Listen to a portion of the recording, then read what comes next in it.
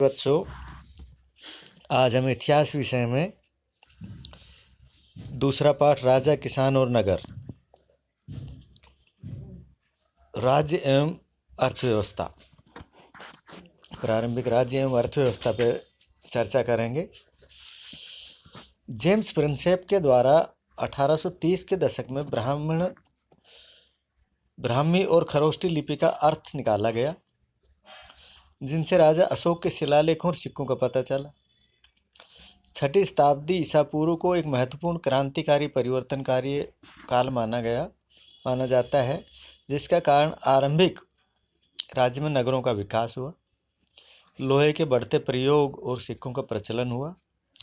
इस काल में 16 महान जनपदों का उदय हुआ, जिनमें मगध, कौशल, कुरु, पांचाल, गांधार, वज्जी, अवंती आदि प्रमुख थे। सबसे शक्तिशाली बनने के कारण मगध के सबसे शक्तिशाली बनने के कारण उपजाऊ भूमि, जंगलों में हाथियों की उपलब्धता, लोहे की खदान और नदियों द्वारा यातायात के साधन एवं योग्य तथा महत्वाकांक्षी शासक और सुरक्षित राजधानियां थी। बौद्ध धर्म के अनुसार अशोक सर्वाधिक प्रसिद्ध शासक था। चंद्रगुप्त मौर्य वंश का संस्थापक था। मौर्य साम्राज्य भारत का पहला विशाल साम्राज्य था।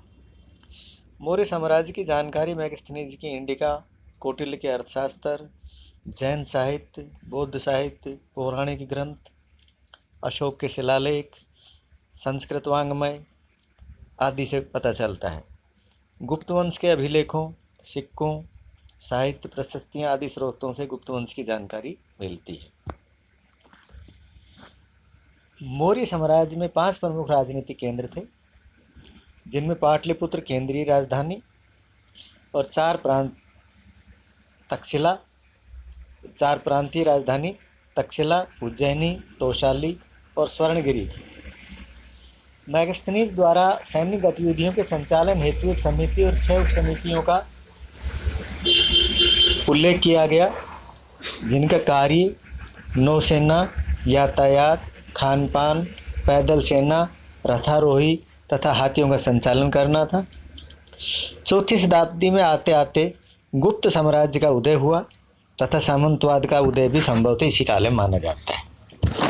दक्षिण के राजा और सरदार चोल, चेर और पांड्य जैसे समृद्ध और स्थायी सरदारियों के राज्यों का उदय हुआ। इसी काल में माना जाता है। 6ठी शताब्दी ईसा पूर्व से उपज बढ़ाने के लिए लोहे के फाल वाले फलों का प्रयोग किया जाने लगा। 6ठी शताब्दी ईसा पूर्व से 6ठी शताब्दी के काल में व्यापार के लिए सिक्कों के प्रचलन में विनिमय आसान हो गया। उच्च स्थिति प्राप्त करने के लिए राजाओं द्वारा देवी देवताओं के साथ जुड़ा जाने लगा।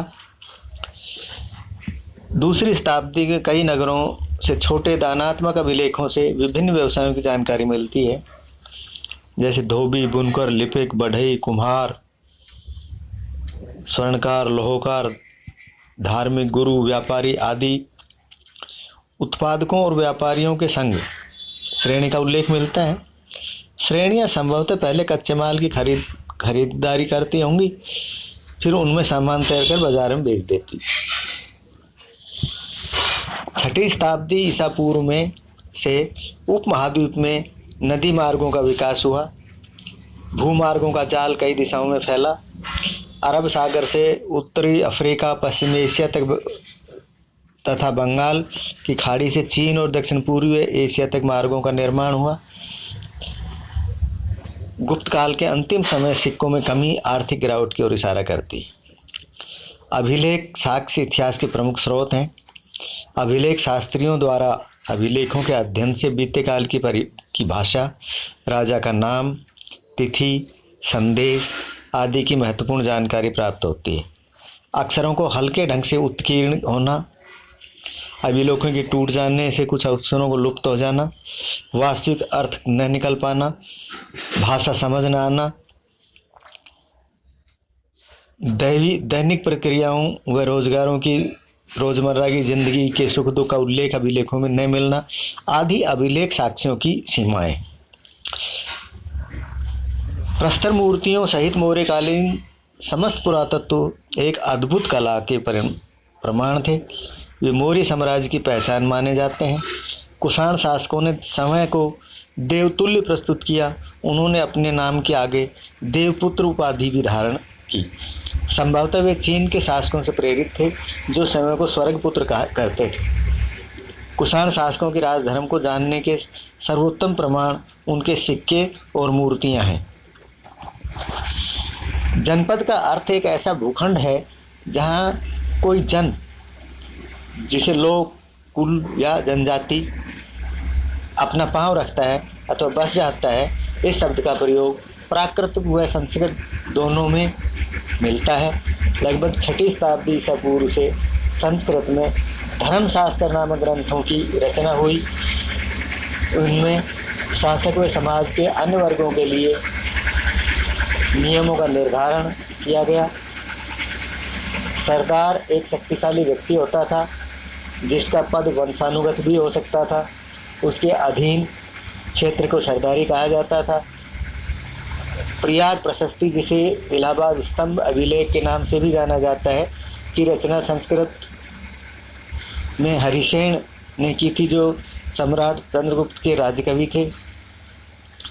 सुदर्शन झील का निर्माण मौर्य काल में एक स्थानीय राज्यपाल के द्वारा किया गया। इसका ज्ञान हमें शक शासक रुद्रदामन के पाषाण अभिलेख से हुआ।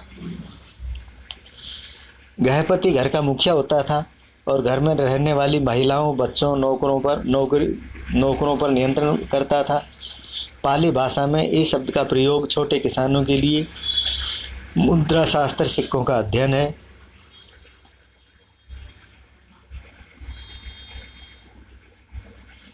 इसके साथ ही उन पर पाए जाने वाले चित्र, लिपि आदि तथा उनकी धातुओं का विश्लेषण भी इनके अंतर्गत आता है।